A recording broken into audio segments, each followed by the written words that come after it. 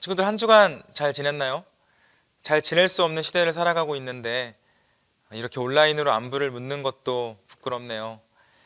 모두가 어려운 시기를 보내고 있는데 이 시기에 다른 누군가를 원망하기보다는 우리 아픔 가운데 함께하고 계시는, 그리고 이 상황을 반드시 고쳐주실 하나님과 하나님의 때를 기다리며 믿음으로 승리하는 우리 하이틴이 되었으면 좋겠습니다. 여러분들은 이 땅에 교회가 필요하다고 생각하나요? 요즘은 교회가 특히 더 비난을 받고 있는데, 그들의 말처럼, 비난하는 사람들의 말처럼 여러분들도 교회가 없어져도 된다라고 생각하나요? 목사님은 그렇게 생각하지 않습니다.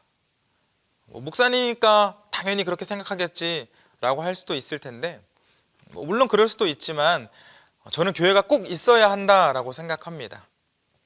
교회는 하나님의 말씀을 듣고 하나님의 백성으로 성장하는 곳이죠. 하나님의 말씀은 어두워져가는 이 땅에 이 빛을 비출 수 있도록 우리들을 인도합니다.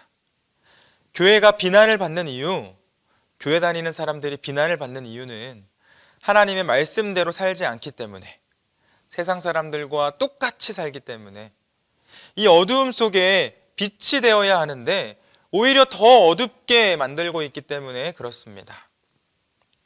여러분, 하나님의 백성들이 하나님의 말씀에 순종하고 이 땅에 하나님의 나라를 조금씩 확장해 가면 이 세상은 분명 밝은 세상이 됩니다. 모두가 살기 좋은 세상이 됩니다. 문제는 우리들이 하나님의 백성으로 살아가는 게 이 하나님의 말씀에 순종하는 게 어렵다는 거죠.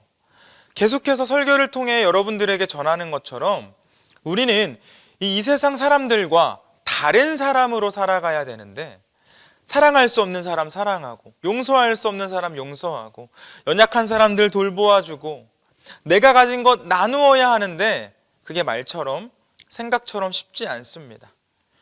결국은 우리도 다른 사람이 아닌 같은 사람으로 살게 되고, 세상과 다를 것 없는 우리의 그런 모습을 보며 사람들은 손가락질을 하고 비난을 합니다. 여러분, 이 땅에 하나님의 나라, 돈, 피부색, 어떤 계급, 문화, 출신, 배경 상관없이 모두가 행복한 세상을 만들기 위해서는 하나님의 백성들이 다른 삶을 살아야 하고, 다른 삶을 사는 하나님의 백성들이 이 땅에 점점 많이 세워져야 합니다. 여러분, 그럼 우리는 어떻게 다른 사람으로 살아갈 수 있을까? 어떻게 이 세상의 가치관, 이 세상의 문화, 그리고 이 세상의 방법과 다르게 살아갈 수 있을까요? 이 정체성을 분명히 하는 것밖에는 답이 없습니다. 내가 누구인지 분명히 알아야 됩니다. 나는 하나님의 백성이야. 나는 구원받은 백성이야. 내가 먼저 하나님께 사랑받았고 내가 먼저 용서받았어. 여러분, 이 내가 먼저 사랑받았다는 것, 내가 먼저 용서받았다는 것을 기억할 때 우리는 사랑할 수 있고 용서할 수 있습니다. 날 향한 예수님의 사랑과 예수님의 용서, 그분의 은혜를 기억할 때 우리는 그분을 닮아갈 수 있어요. 오늘 성경은 바울이 빌레몬에게 쓴 편지인데, 오네시모를 향한 용서의 부탁이 이 편지의 주된 내용입니다.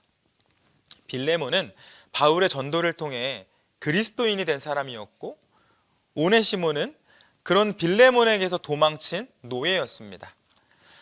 편지를 보면 이 바울은 빌레몬에게 오네시모를 용서해 줄 것을 말하면서 입은 피해가 있으면 다 보상해 주겠다라고 말하는데, 이 노예였던 오네시모가 주인에게 어떤 피해를 입혔다는 것을 알 수 있습니다. 빌레몬이 정확하게 어떤 피해를 입혔는지 성경에 구체적으로 나와 있지는 않지만, 그가 노예로 있을 때 어떤 실수를 통해서 손해를 보게 했거나 아니면 주인의 돈을 훔쳤을 수도 있겠죠. 또 아니면 일을 하지 않고 이 도망친 것 자체만으로도 노동력이 없어졌기 때문에 빌레몬에게는 손해가 될 수 있습니다. 당시의 노예들은 종종 주인에게 반항을 하거나 도둑질을 하고, 또 기회만 되면 탈출을 시도했다고 하는데, 이 오네시모도 그렇게 했을 확률이 높습니다. 우리는 노예 제도를 경험해 보지 못했기 때문에 뭐 그게 별일인가? 별일이 아닌 것처럼 느껴질 수 있지만 당시 노예제도에서 노예가 주인에게 손해를 끼친 것은 대단히 큰일이었을 것입니다. 노예는 사람 취급을 못 받았기 때문이죠. 사람 취급도 받지 못하는 그 노예가 주인에게 손해를 끼쳤습니다. 그런데 바울은 그런 오네시모를 용서해 주라고 말하고 있어요. 이 둘의 관계 속에서는 바울이 강력하게 명령을 할 수도 있었지만 바울은 그렇게 하지 않았고 용서를 부탁합니다. 심지어 오네시모가 입힌 피해를 모두 자신이 갚아주겠다라는 말까지 덧붙이고 있어요.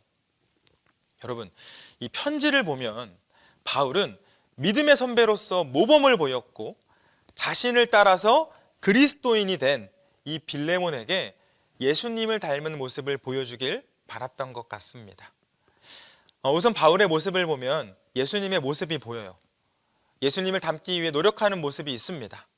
나의 잘못이 아닌데, 분명 다른 사람의 잘못인데 내가 책임지는 것 절대로 쉬운 일 아니죠. 하지만 하나님께 지은 나의 죄를 이 예수님께서 모두 책임지셨다는 것을 알고 믿었던 바울은 예수님의 그 모습을 담기 위해 노력합니다. 분명 오네시모의 잘못이지만 자신이 대신 갚아주기로, 이 죄의 대가를 치르기로 결단했어요. 그 후에 바울은 후배 신앙인이었던 빌레몬에게도 예수님의 용서를 요구합니다. 예수님의 모습을 요구합니다. 우리도 값없이 용서를 받았으니 용서해 주라는 거죠.